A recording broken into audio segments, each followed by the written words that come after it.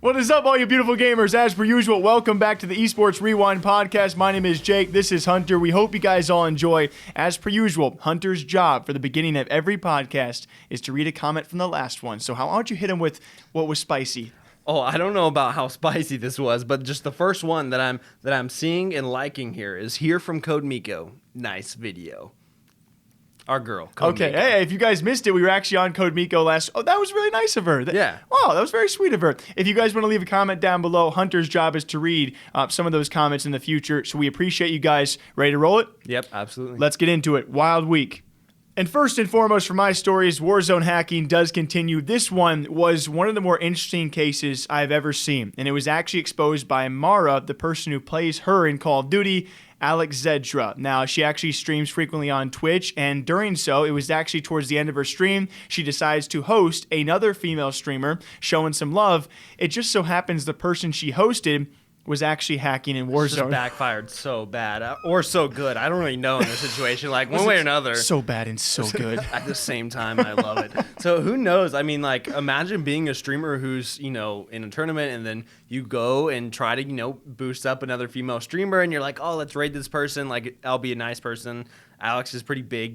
This streamer was not big. Yeah. And then she was hacking. What are the freaking odds? And I honestly think for us, Alex is pretty well known in the Call of Duty space, but can you imagine if XQC or Tim the Tatman, maybe this is why they stopped hosting people, because they host someone and all of a sudden that person does something wrong. I think we've seen it in the past where you host a streamer and all of a sudden they just start dropping slurs. That is almost partially on you, despite you not knowing. Backfires pretty bad. Yeah, so it was pretty crazy. She goes on to expose her, and it gets even weirder because it's actually not only the streamer she hosted, but her partner, both of whom have now been accused of hacking while streaming on Twitch, which is just like, what have we come to, man? Like, what are the odds in that situation of, first of all, that you're streaming and that you're streaming hacks is like just during a tournament, and then like you're both the luckiest and unluckiest person of all time to get rated by or hosted by a big name. Yes, while you're hacking. And so it's like, oh yes, I finally got that big host. Like, I'm hoping for fame. Frick. But I'm hacking. Crap, my bad.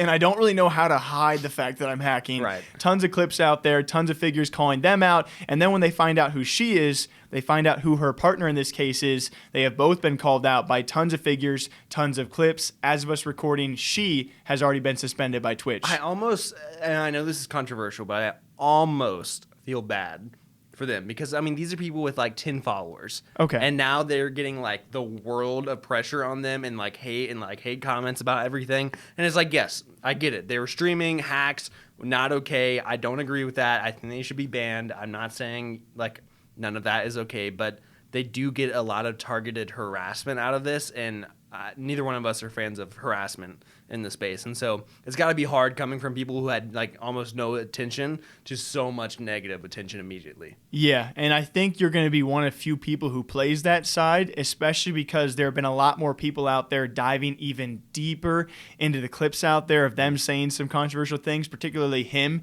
in this case. But I totally get what you're trying to say, though, because, yeah, to your point, you're not in the limelight, then you're thrust into the limelight, then you're exposed in the limelight by a big figure, and this community being the way it is, especially when it comes to Warzone hackers, it's just turbulent. People hate them. They continue to be an issue, so that harassment is just kind of taken to the extreme. But either way, one of the first time I've ever seen a couple hacking together on Twitch, and then to be called out by someone who plays a Call of Duty character. Hey, babe, you want to stream a little bit and hack a little bit? Toggle. Hey, babe, turn it off. But yeah, obviously a crazy story as Warzone hacking continues to be an issue.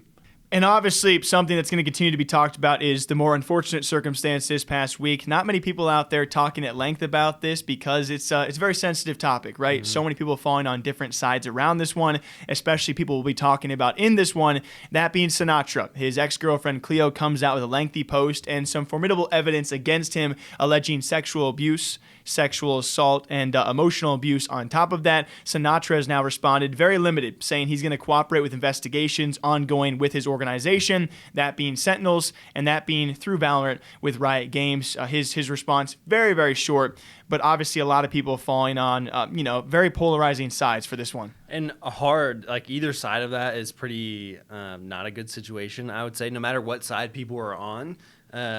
Whether they're, trusting, which is a good practice to trust, the victim in the situation of like trusting her word and like, hey, this happened, and like don't doubt, because it's really hard for someone to come out about things like this. And so if that is the truth, what she's saying, these allegations is the truth, then that is an awful situation, obviously. But then also the other side, which, some notable figures have taken of, hey, maybe these are just allegations. Maybe there's a whole other side to this that isn't being released yet.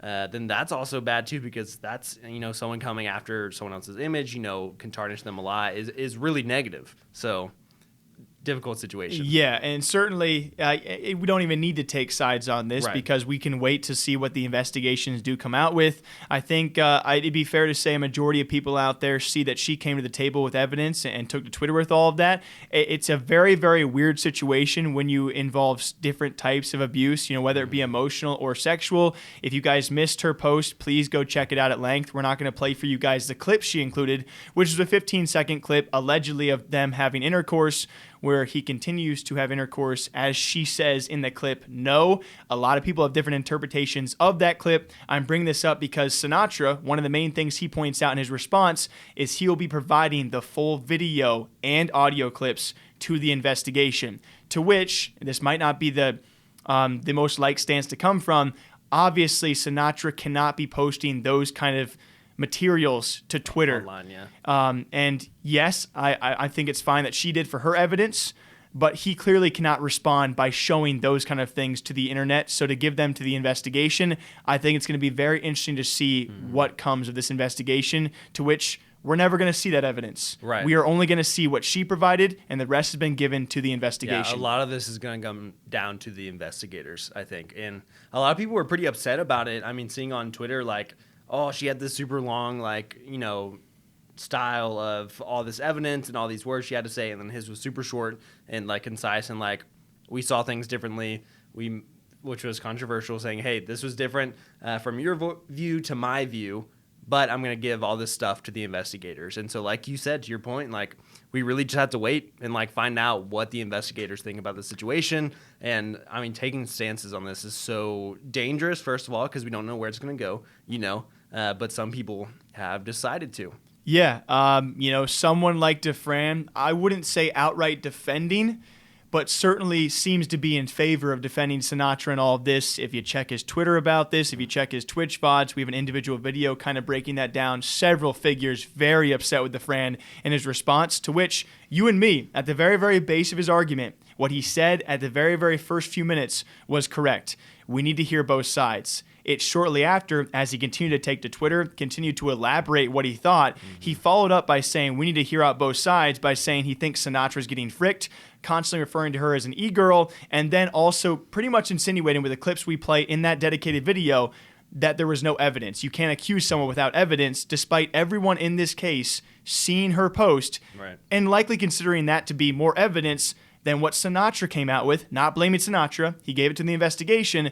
But then even further to end it all, Sinatraa has his response. We have a guy like Defran who quotes that, which was, in his response, that was no evidence compared to what Cleo came out with. And he says, let's go, dude. So it's a very, very tricky situation to talk about. And the way, in my opinion, he talked about it was just so insensitive and not very well thought through. It seems like it started, his first post might have been trying to go in an okay direction, but then once there was so much, feedback and negative feedback to him, which was partially deserved, like we said, he could have chosen his words a little bit better in reference to Cleo. But then after that, it seems like he just started trolling and just started being as negative and as triggering as he could. And he said some things on stream that, were not great, I would say. I don't think anyone can really support some of the stuff he said. And so I think he just went to the next level after he got so much negative feedback and just decided to up his ante for some reason. I don't know. Yeah, and plenty of figures, not just someone like Pokimane, but a lot of Overwatch figures. That's where DeFran formerly was a pro in, spoke out and was like, this is just not it. This is not the take to have, and certainly was kind of just disappointing to see where it went to at the end of the day. But we will see what the investigation does bring on the unfortunate circumstances surrounding Cleo and Sinatraa. Next up, we have a story that we haven't actually shared on the channel yet, but we've been talking about a lot today in the office, and that was in Rainbow Six that actually came out with their own statement today about a team, Estral, who got, in trouble for match fixing a while back, and then today it came out that the management had a lot to do with it and a lot of pressure. I mean, this situation is so curious to me as you explain it more because there's so many references to make for other teams who have match fixed, and every situation is so nuanced, it's so different. But this one in particular is one that I haven't heard yet, and it seems like this week we've heard a lot of things we haven't heard yet. Right. So more or less, just the most basic version. What seems like happened is a while back in October, they were playing against another team, and you can see another player on Estral, Fungi, actually, teabagging and then blowing himself up, very obviously match fixing. They were the last place team, and then Estral was the first place team. And so losing to them was like way out of the normal. Like no one should have done that. Way out of turn. Yeah, exactly. And so then, he gets suspended for a few days, a few games, and then later on, we find out that, hey, maybe the management was actually pressuring all these players to stay silent about this situation. And so now Estral has been removed from the league. They can't, compete in R6 anymore. None of the management or anyone involved with it can even be involved in the series at all. And then all the players were just given warnings about the situation. And this seems like an intricate plot from management, correct me if I'm wrong here, of throwing. So another team that might have had some connections to the management avoids relegation. Is that correct? Yes, exactly. And so it bumped up, and I'm sorry, I can't remember the team's name exactly right now, but it bumped up one team out of relegation and another team into relegation. And so that was like a really tricky situation where it seemed like they wanted maybe some of their former players or people involved in the organization to not go into relegation. Because Estral was in no way, shape, or form in fear of being relegated, so they could afford to lose the match. Exactly. They were undefeated at that point. So obviously, it's more of an intricate plot. The more interesting part of this, though, is the fact that the players involved were all handed warnings, and it was kind of painted as management and staff had coerced them all to do it. Exactly, except for Fungi. He was the only one who got a suspension in the beginning, but the rest of the players all got just warnings. A lot of them are on other teams already at this point, and they said, if this happens again, you'll be issued, maybe a ban or a fine. Yeah. But that's crazy considering what we've seen in the past, maybe not from R6 specifically, but other esports where, it's kind of unprecedented that they were involved in a form of match fixing and were only handed a warning. It's a very tricky situation, and I trust R6's opinion on it. They must have found formidable evidence where the players were coerced and apparently did not want to. It's interesting to talk about, though, when you reference like the I by Powers of CSGO, right, where the players all but Skadoodle were found guilty of, being involved. But also there were others involved. So, and then you look at Newbie, an Asian organization now put to rest from the Dota 2 scene, definitely had some scummy moments in Fortnite as well, where the entire staff and the players were involved. But at what point do you dictate the separation between, all right, this was the staff's choice, but the players were not willing, but they still did it. Yeah. And again, respect to the players. Apparently evidence was found where they were forced and unwilling to, but somehow still did match fix. But I understand the side where people are like, wait, these players, some people are always going to think these players had a choice. Yeah. And they chose to anyway. But it's not of course, not our choice to, give out these bans. Yeah, we're not trying to get anyone banned here. But it's just a crazy talking point because it really does, where do you draw that line? What investigation did take place? And where do you find, okay, it was Billy, the head manager. He forced them all. He had some heavy stuff on all these players, or, it's an interesting situation. Yeah, I don't know. I don't know where it will go. But hopefully, we're going to see what they do in the future. Hopefully we don't see anything else from any of these players, because then it's going to be like, hold on a second. That's obviously your last warning. But yeah, the warnings were given, and we will see where we go from here. And a bigger but shorter story this past week was good old FaZe Cloakzy, no longer with FaZe Clan, one of the longer-term restricted free agents we have ever seen with an organization. Also a huge back and forth that I think might be overseen by a lot of people out there. Whether you're a FaZe fan or a Cloakzy fan, I think a lot of people kind of missed out what was going on behind the scenes because it was several months ago where Cloakzy was kind of subtly calling out FaZe Clan, having difficulty getting out of his contract, and all of this around the same time that Tfue was in his lawsuit with FaZe Clan. So Cloakzy was widely overseen by a lot of people. I mean, FaZe Cloakzy sounds so weird to hear even you saying, just because no one even thinks about that. He has not been attached to them, right. But he's been a part of them for so long. Yeah, so it's so strange just to hear FaZe Cloakzy, and a lot of people, I mean, we posted obviously a video about this. We also posted a TikTok about it, and so on TikTok you see all these comments like, he was in FaZe? Like, what? I didn't realize he had anything to do with them anymore. And so interesting to see. And then he makes his announcement and then comes out with his little tweet, Oh, I love that tweet. The quotation marks tweet that everyone was talking about. Sorry, I'm looking up our own video on this to see the general gist of things. We had a solo video. After 4 years, finally Cloakzy was a restricted free agent. So he was with FaZe Clan, not representing them. He could not actually buy himself out of the contract. They could not find the correct terms. After 4 years, and finally earlier this year, he actually promised that early in 2021 he would be free. Now he is. He apologizes to FaZe Clan, but it was all in quotations. So a lot of people out there think, was this just copy-pasted from what you were told to say? And that's the only way you can kind of lightly jab at FaZe with all the troubles you have with them and kind of not get in trouble for it. Right. He later takes away the quotes and posts the same tweet yet again. Nick Merckx, Tim the Tap Man, all the boys see it and they're like, what are you doing, man? Right. It seems like it must have, we talked about this so much, but it seems like it must have been like the only way he could get a little something in at FaZe of like, hey, they told me, they said, say this. And then they put it in quotation marks because that was what he was supposed to say. And then he just left the quotes in because he's like, well, this is what they said to say, so I'm going to put it in the tweet and I can't get in trouble. And I just checked our video. Most people were like, wait, Cloakzy's in FaZe. Right. To your point. They also said we could play ping pong with our shorts or something. I don't know. Weird. I don't We know. wear shorts. But obviously a crazy instance. We are glad Cloakzy is free and they found terms with FaZe Clan. FaZe Clan had a hectic week, which leads into our next story, but we'll see where Cloakzy goes next. And speak of the devil in FaZe, a huge back and forth week. Might have a video on the channel about this because it's been up and then down and down. We talked about Cloakzy, a big loss for FaZe, but obviously one that everyone saw coming eventually.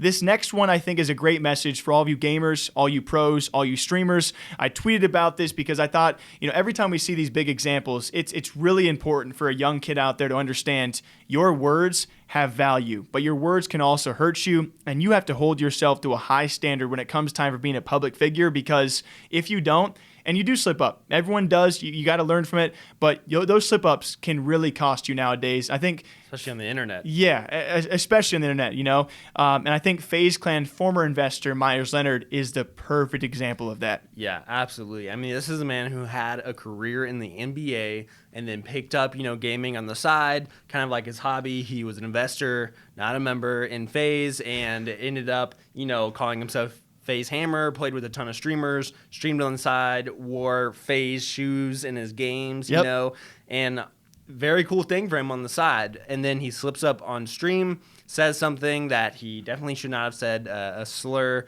and ends up losing, pretty much everything as far as we know, lost his NBA contract, lost it with FaZe. They cut ties. Everyone's just cutting ties with them. Yeah, was given a decent fine. Obviously makes good money in the NBA. I think he will have a future career as a player, but certainly hindered by a moment in gaming. And when he picked this up, a Call of Duty Warzone hobby, streaming hobby, no chance he ever thought, oh, this will probably impact my actual career. Right. He was indefinitely suspended by the Miami Heat. I believe they've given an update and a fine ever since us recording this. He was banned by Twitch, likely to be temporary. He was cut by FaZe Clan, at least as an investor. I imagine his ownership, that small percentage will be, probably bought by somebody. He was dropped by sponsors, Origin PC and Scuff, all for a slur he said on a Twitch stream playing a game of Warzone. And for me, sports is mainstream. Sports is, it's a big thing in this world. Esports, not even close to sports, but we're growing. As gaming, we are getting there. And as we see figures like an NBA Meyers Leonard,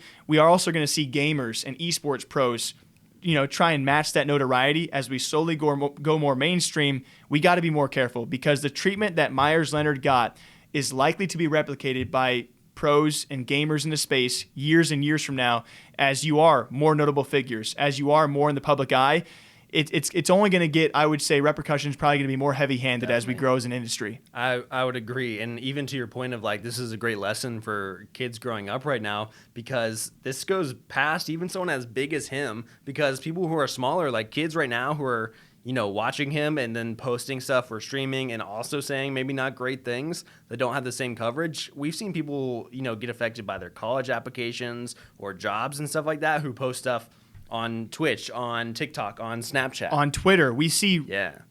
That's a great point to bring up, because people who look up to these figures and maybe mimic, and we're not using Meyers as the only example. Right. There have been plenty of figures out there who have said words that are just poorly choiced and should not be said. There are young kids out there that mimic their idols all the time, and they might be taken to Twitter with that kind of language, or like you said, other social medias, and we have seen resurfacing posts cancel people all the time, and it only happens once they're signed, once the digging is done by the internet being the internet. So the things you say now can affect you later, and I think Meyers Leonard is a perfect example of that as well. To just watch out and be careful and be responsible online with what you say, and we will see what happens for the future of Meyers Leonard and what happens to his FaZe Clan ownership.